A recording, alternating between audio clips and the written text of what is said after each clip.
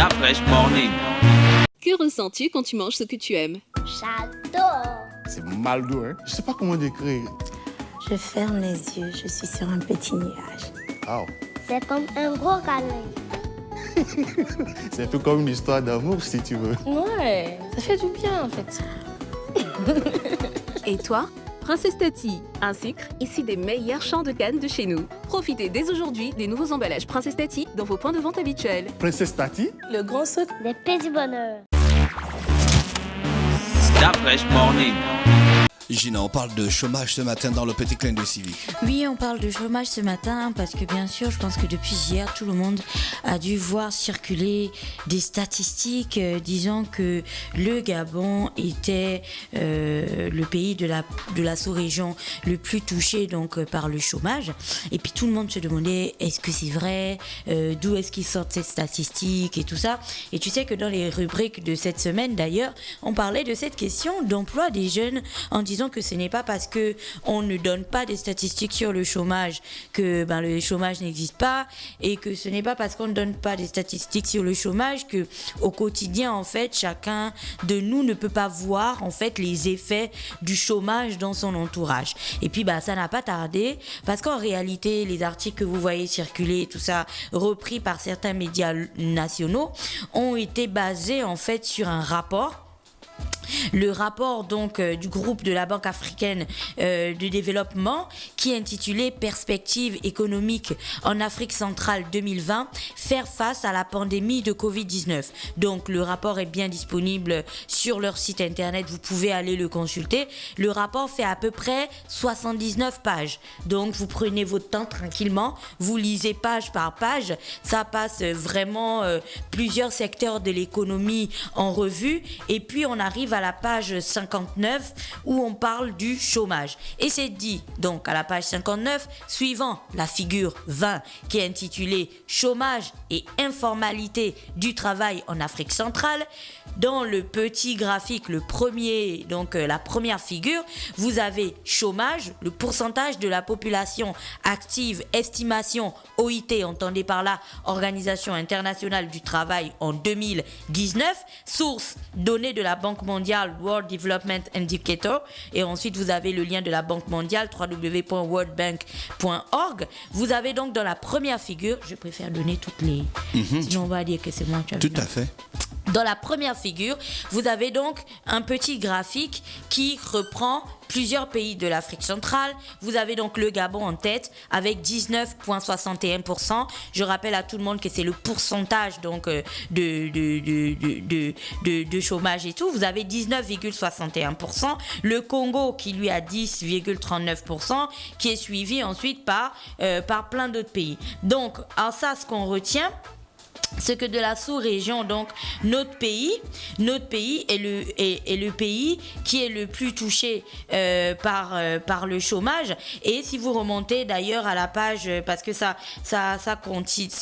commençait un petit peu plus haut, si vous remontez à la page 57 et que vous voyez la figure qui est liée à la structure de l'emploi dans les pays de l'Afrique centrale, vous allez un petit peu suivre une logique un petit peu simple, et puis vous avez l'évolution du taux de chômage chez les jeunes de 15 à 24 ans, donc de 1991 à 2019. Et là encore, dans l'évolution du chômage, donc c'est la figure 19, de 1991 à 2019, vous allez voir que le Gabon, dont le code couleur ici est le bleu ciel, vous allez voir que le Gabon, c'est le pays qui se trouve légèrement un petit peu en dessous du Congo, donc en ce qui concerne l'évolution du taux de chômage chez les jeunes de 15 à 24 ans de 1991 à 2019. Si en réalité certaines personnes ont repris ces statistiques et ont tourné ça à leur sauce et tout ça, chacun y est allé de son avis. Je vous conseille à tous d'aller lire cette enquête, ce rapport, parce que c'est toujours de la culture générale. C'est toujours intéressant de lire des rapports scientifiques comme celui-ci sur l'économie et tout. Mais au-delà de ça, comme vous le savez, je dis toujours qu'à chaque chose, il faut se poser les bonnes questions. Donc s'il y a d'un côté ceux qui crient à l'arnaque ou alors au besoin de créer le trouble et tout ça, d'un autre côté, il reste quand même que c'est important aujourd'hui de se poser des questions sur le chômage et surtout sur l'employabilité des jeunes. Pourquoi ? Parce que ça fait plusieurs années que ces questions-là reviennent sur le tapis. On a un pays qui fabrique des diplômés à tout va. En réalité, il y a des jeunes qui sont dans des écoles supérieures, dans des universités. Chaque année, en fait, ces écoles et ces universités déversent sur le marché national des diplômés qui, la plupart du temps, ne trouvent pas d'emploi. Donc là, avec la crise que connaissait déjà le pays, avec la baisse du prix du baril et tout ça, on était déjà dans une petite crise économique là qui ne disait pas son nom. Notre pays a encore été frappé de plein fouet par la crise du Covid-19 qui va finir par nous laisser à genoux si on ne fait pas attention. C'est-à-dire que pour une population qui était déjà un petit peu fragilisée, on va vers quelque chose d'encore plus fragile. Et c'est encore plus grave parce que on est en train de parler de l'employabilité des jeunes qui représentent une grande partie de la population. C'est-à-dire que ces personnes-là, et c'est d'ailleurs dit à une partie du rapport, que le fait, l'oisiveté des jeunes et le fait de ne pas trouver de l'emploi, laisse libre cours en fait à la violence, à la drogue, parce que les gangs recrutent des jeunes en fait qui sont qui n'ont pas d'emploi et tout, et il y a le développement dans les villes de ces pays où le chômage est élevé, il y a le développement des agressions, des violences en tout genre dans le centre-ville, des vols et ainsi de suite. Ça, c'est des indicateurs qu'il y a quelque chose qui fonctionne pas et que voilà, les jeunes ont besoin d'emploi. C'est à la page 60 de ce rapport, vous le trouverez, où c'est dit qu'en effet, le chômage ou le sous-emploi rendent vulnérables ceux qui en sont victimes, souvent les femmes, mais surtout les jeunes, là je cite le rapport, se sentant exclus du partage de la richesse nationale, ces derniers sont parfois tentés de rechercher par le vol, la violence ou d'autres actes criminels ce qu'ils ne peuvent s'offrir par le travail. La pauvreté et l'oisiveté des jeunes favorisent donc leur recrutement par des gangs criminels en ville, coupeurs de route en campagne et des groupes terroristes. D'autres personnes dans les conditions, là on parle de l'Afrique centrale bien entendu, il y a des choses qui nous concernent et d'autres qui concernent d'autres pays. D'autres personnes dans ces conditions choisissent de partir en immigration clandestine, bravant mer et désert dans des aventures périlleuses et incertaines. Donc vous comprenez que les conséquences du chômage vont beaucoup plus loin que le fait de juste avoir des jeunes assis au quartier chez le boutiquier en longueur de journée qui ne savent pas exactement ce qu'ils vont faire de leur journée.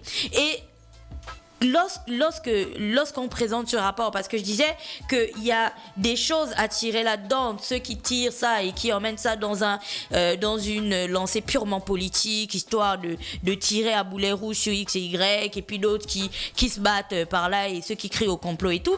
Il y a des choses dans ce rapport qui sont très importantes à regarder si et seulement si on le lit avec la tête froide et qu'on se pose les bonnes questions et surtout qu'on fasse une petite analyse franche et objective de nos actions jusque-là.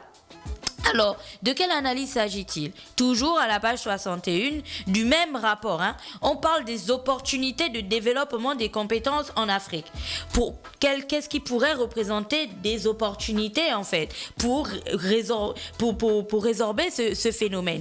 Premièrement, donc le phénomène du chômage. Vous avez la jeunesse de la population de la sous-région qui peut être un atout pour développer des programmes de formation spécifiques et adapté. Je m'arrête là. Pour que vous compreniez qu'en fait, on n'a pas un problème avec le fait de trouver des actions, des politiques, des trucs. Et on a un problème avec l'exécution, le suivi, le sérieux et, comment on appelle ça ? L'intégrité que l'on met dans le développement et le pilotage de ces projets. On vous parle donc de la jeunesse de la population de la sous-région qui représente un atout pour développer des programmes de formation spécifiques et adaptés. Est-ce que vous vous souvenez du projet de création du lycée agricole de Lebamba, je pense. Vous vous en souvenez? Il y a un article donc du site Gabon News qui date d'avril 2020 qui mettait des images du lycée agricole de Lebamba avec des splits et tout ça, hein. Les bâtiments, tout est prêt, hein. À l'abandon. Jusqu'à présent, rien n'a encore démarré. Pourquoi je parle du lycée agricole de Lebamba? Parce que bien sûr, on parle du développement de formations spécifiques et adaptées, mais tenez-vous bien, le prochain point parle de l'Afrique centrale qui dispose d'immenses réserves de terres arables. C'est-à-dire que quand vous allez lire ce rapport, on va vous dire que les pays où le taux de chômage est faible, ce sont des pays qui ont développé leur agriculture. C'est-à-dire qu'aujourd'hui, en réalité, si on avait misé sur ce point-là, si on avait misé sur l'immense réserve de terres arables dont dispose notre pays et qu'on avait mêlé ça avec le développement de programmes de formation spécifiques telles que la formation à l'agriculture avec le lycée agricole de Lebamba qui n'aurait pas été à l'abandon, à l'heure actuelle, peut-être qu'on aurait pu résoudre certains problèmes parce que quelqu'un qui sortirait de là-bas, qui aurait envie de développer son projet agricole, il prendrait un lopin de terre, il développerait son truc et tout, et on ne serait pas là en train de réfléchir à où est-ce qu'on va mettre X, où est-ce qu'on va mettre Y. Et on poursuit toujours avec cette question de développement de programmes de formation spécifiques. J'ai envie que tout le monde fasse 1 minute de silence et qu'on se souvienne tranquillement et paisiblement et posément d'un programme de formation pour l'employabilité des jeunes qui s'appelait Un jeune, un métier. Nous ne commenterons pas, nous continuons. Ensuite, dans ce même rapport, on vous dit que la position géographique de la région au cœur du continent lui confère naturellement le rôle de carrefour continental de connexion et de distribution. Tu te souviens qu'on avait un jeune qui était passé ici qui disait que notre pays aurait pu se positionner en fait comme le hub en fait de la fourniture des services. Et je pense que c'est dans cette logique-là que le président était quand il avait développé les 3 piliers du Gabon émergent, notamment le Gabon des services, en se disant que si notre pays ne va pas assembler des Volkswagen d'ici demain, on peut toujours être un pays qui fournirait des services à travers peut-être la fourniture de services internet et ce genre de choses. Là encore, il faut se poser des questions et se demander si on a véritablement des formations en fait ou des offres qui vont dans ce sens. Et puis on dit aussi que la région Afrique centrale possède aussi le plus important réseau hydrographique du continent. Donc rien que ça, tu vois, en termes d'énergie, en termes de toujours d'exploitation agricole, mais c'est des opportunités en fait à non plus finir. Et on te parle des pays de la sous-région qui sont riches en ressources naturelles extractives, donc hydrocarbures et mines et ainsi de suite. Et moi j'ai envie de rajouter, parce que ce n'est pas dans ce rapport, mais j'ai envie de rajouter aussi notre richesse qui est constituée aussi de forêts, tu vois, et arriver à la transformation du bois. Entre le moment où on a décidé d'interdire l'exportation des grumes, tu vois, et que on a mis en place la zone économique spéciale de Nkok, est-ce qu'aujourd'hui quelqu'un peut me citer, excepté le centre de formation qui est en train d'être construit là à Nkok, est-ce qu'aujourd'hui quelqu'un peut me citer une école, voilà, est-ce qu'aujourd'hui quelqu'un peut me citer une école, un centre de formation, quelque chose où on formerait les jeunes à la transformation du bois, par exemple à la fabrication des meubles? Mais je ne vous parle pas de fabrication de meubles façon artisanale, hein, style quand vous allez à Québec là et puis vous voyez comment on fait les lits et ce genre de choses. Non, on vous parle de quelque chose d'assez poussé qui ressemblerait à des meubles que vous retrouveriez à Ikea ou je ne sais pas, à Centrafère, à Orca, à ce genre de choses. Mais ces centres de formation là et ces écoles permettraient aussi aux jeunes de voir les opportunités qu'il y a dans les rebuts du bois, comme le copeau, qu'on mélangerait à plein d'autres choses qui permettraient